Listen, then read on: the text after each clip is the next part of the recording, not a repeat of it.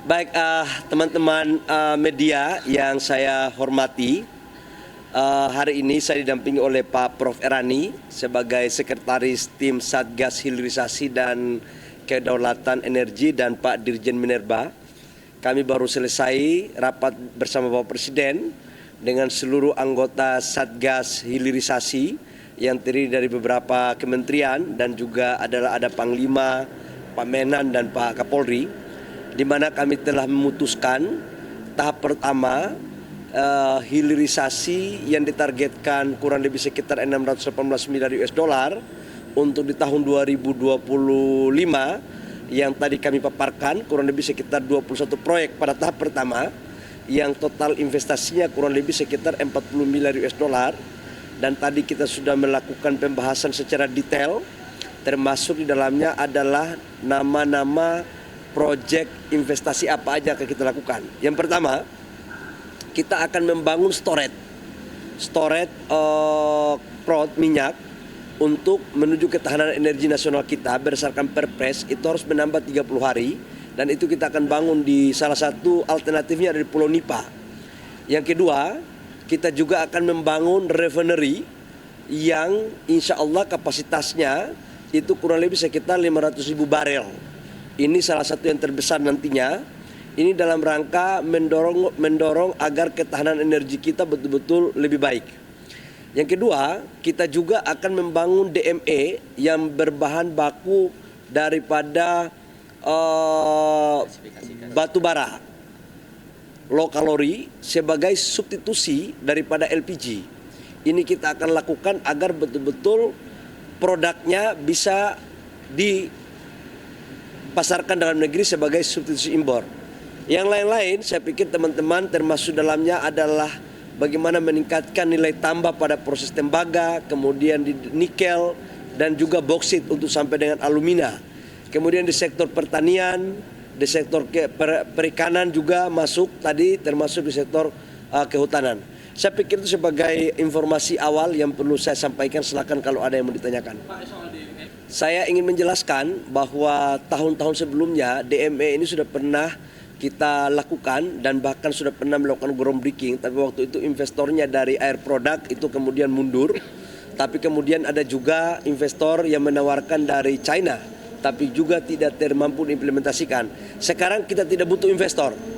Negara semua lewat kebijakan Bapak Presiden memanfaatkan resource dalam negeri. Yang kita butuh mereka adalah teknologinya. Jadi hari ini teknologi yang kita butuh. Assalamualaikum warahmatullahi wabarakatuh. Salam, Om Swastiastu, Nama Budaya, Salam Kebajikan.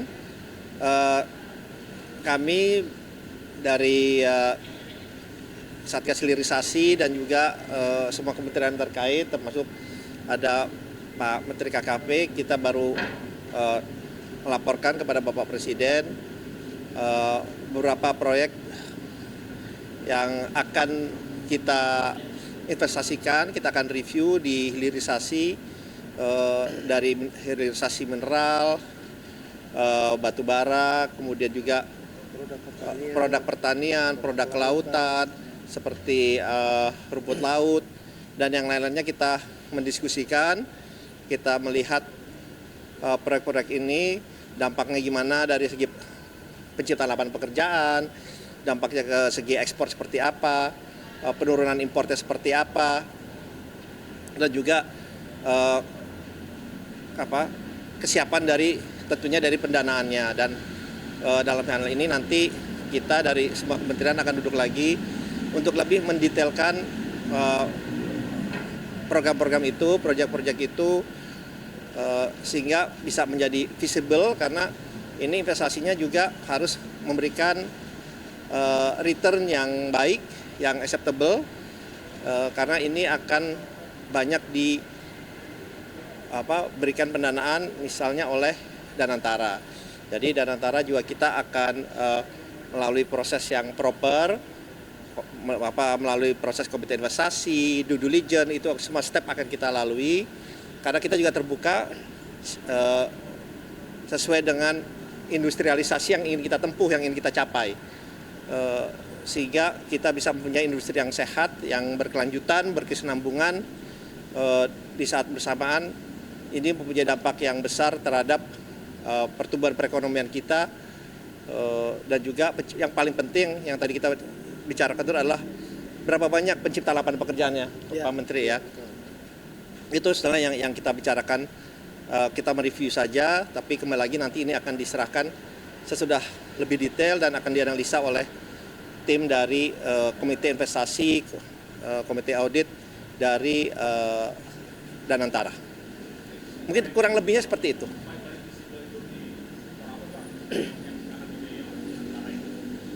Ya tentunya kita juga melihat dari segi kesiapannya, karena ini kan beberapa proyek ini memang kita memerlukan visibility study-nya lebih rinci lagi, lebih detail lagi, dan tentunya bagaimana ini yang paling penting bisa melibatkan para petani, contohnya rumput laut, nelayan, budidaya ini kan sangat bisa melibatkan petani, budidaya udang dan yang lain-lainnya. Jadi tidak semata-mata hanya dari melihat returnnya saja, misalnya returnnya 14% atau 15%, tetapi juga dilihat dampak-dampak lainnya yang positif, yang terutama dampak ini bisa terus-menerus.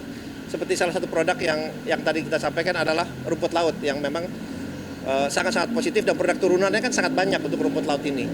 Jadi itu yang kita bahas juga aspek-aspek lainnya. Nanti masalah return atau yield-nya itu nanti akan kami melakukan analisa tersendiri lagi, gitu ya. Min, Pak. Oke, cukup ya.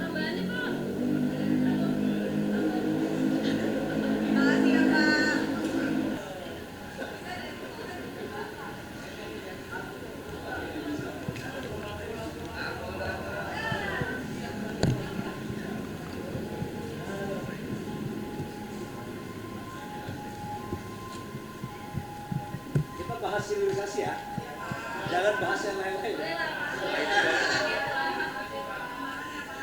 Aduh. Ya. Udah, Pak. Ayo. Cara, Pak. Udah. Baik, ambulans. Aduh.